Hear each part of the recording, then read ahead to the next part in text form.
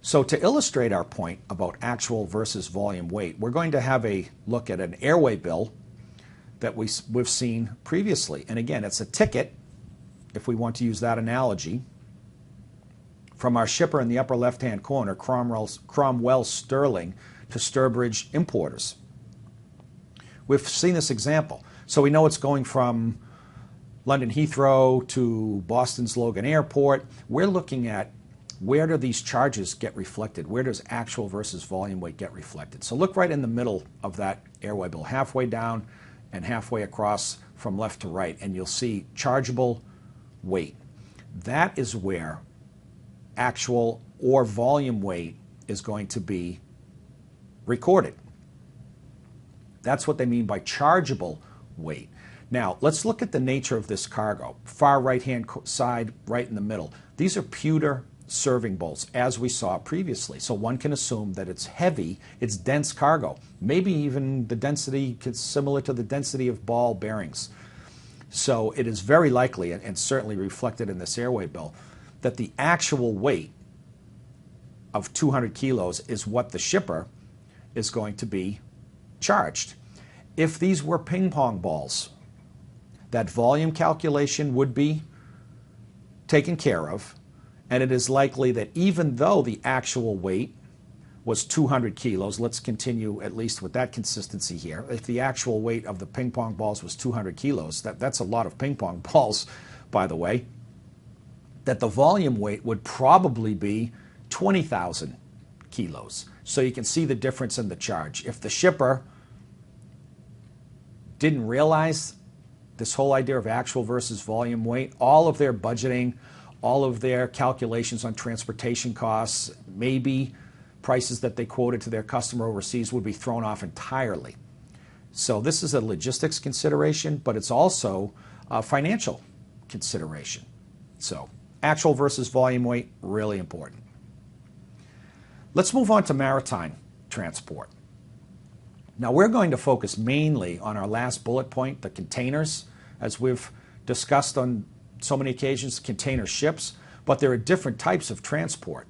Bulk cargo, in general terms, anything that doesn't fit into a container. So large, oversized pieces of construction equipment that won't fit into a container, that can be considered bulk cargo. Grain that is loaded into the hold of a ship via a conveyor belt on a wharf, that could be considered bulk. Again, anything that doesn't go into a container. Tankers, oil tankers, liquid natural gas, etc. Tramper vessels are smaller, not small, but smaller cargo ships that don't operate on a fixed schedule. They don't have fixed sailings from Asia to the United States. They basically go where the cargo is on what's called an inducement basis, that these vessels are contracted for specific pickups in a port and specific destinations. So they're kind of the tramper vessel, the tramp traveler, going around looking for where cargo is. That's a fairly substantial, although not well advertised, maritime business. Charters, entire ships can be chartered for large shipments of things like structural steel going to a mining operation or to an oil field construction project. So companies can rent the whole ship just for themselves. Roll-on, roll-off, this is specific to automobiles, where the vessel is configured in such a way that a ramp will come down from the front of the vessel that is configured that it can latch on to the port, to the berth, and automobiles, cars, small trucks, etc., can be driven on and driven off. Hence the name roll-on, roll-off, or a ro-ro ship. Passenger ships, maybe you've been on a cruise, that's what we're talking about there. Barges that ship primarily commodities on large rivers, the Mississippi and the U.S., the Danube and Europe. Ferries for passengers mainly. And our main concentration, again, is container ships. So let's move on with this conversation. We mentioned briefly in prior modules that containers come in different sizes. As the picture would denote here, you have, or the title to this slide would denote The standard sizes are 20 and 40-foot containers. You can get a 45-foot container. You can get what's called a high cube container, which gives you a little additional height to really stuff to the gills with cartons of goods.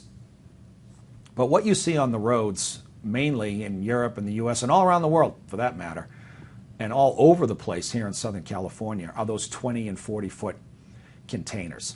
So we won't go into too much detail on the containers, but only to reiterate, as you'll see on the DIMs and the weight capacities of these containers, they're represented in a standard measure, but we want to reiterate that in international trade, it's the metric system. So M, you'll see, stands for meters. M with the little 3 looks like M cubed. It's actually cubic meters, and of course kilos as well. Logistics planners, for example, have to work very closely with material planning people, with DRP professionals, to understand how much cargo is moving on the buy side and the sell side in terms of quantities of cargo, and make determinations about how much cargo is going to fit into a container. So yet another integrating component of logistics is just that, logistics planning. How many containers are we going to need if we're picking up 500,000 pairs of shoes from 10 different vendors in Vietnam? That's what we're talking about. So there are weight considerations in containers, just like we saw for air freight, and there are space considerations expressed in cubic meters. So that's a common theme across modes of transport, and the same applies to trucking and rail. Weight considerations, space considerations. So to quickly summarize, if you look on the right at a 20-foot container, from a weight capacity, go to the very bottom where it says maximum cargo. You're talking 21,727 kilos. That's roughly, call it 22 tons, 22 metric tons, with a cubic meter capacity, again on the lower right-hand side, of about 33.18 cubic meters. That has significance for planning people to understand how much weight can they get into a container and how much space, how many cartons, voluminous cartons of lightweight wearing apparel, for example, can we fit in there. On the 40-footer, move over to the left, our capacity is about 68 cubic meters, 67.67, with a maximum cargo, very lower left-hand corner, of, call it 27 tons, 26,780 kilos. People need to know this to plan logistically and to link up with MRP and DRP buy-side and sell-side functions within the organization. Very quickly, some cargo requires refrigeration. Some cargo requires to be maintained below freezing. That applies to certain pharmaceuticals, medicines, vaccines, and many types of food products.